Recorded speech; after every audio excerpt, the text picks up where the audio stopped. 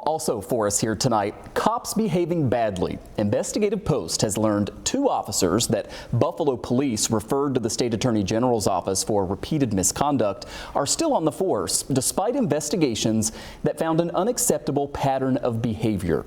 Investigative Post reporter Geoff Kelly joins us live here tonight to go over what you found here. I appreciate you coming in. To be clear, over the past 4 years, there were 10 Buffalo police officers who were referred to the state attorney general's office. 8 of them were either cleared or left the force. So the focus really is on these 2. What is the biggest takeaway, and especially this first officer, Detective Richard High? Richard High, who is a sort of a notorious figure. He's attracted a lot of media attention over his 13-year career. The Attorney General focused in on 3. They looked at 8 misconduct complaints. They focused in on 3 and found that they did sort of constitute a pattern of misconduct, of discourtesy, of unprofessionalism, and even the use of violence inappropriately that escalated situations. They suggested he should have been disciplined more in at least one of these 3 cases.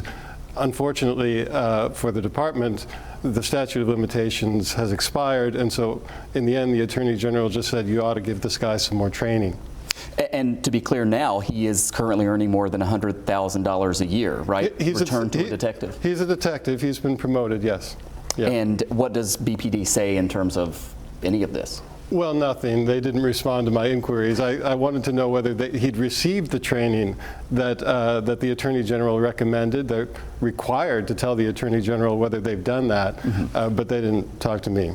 And then finally, this second officer who, again, the State Attorney General's office looked at all of this and found this pattern, right, of repeated misbehavior. That's right, again, of discourtesy. In the case of Officer Davon Adi, also of issuing tickets in a sort of retaliatory way, you know, if you didn't like a motorist.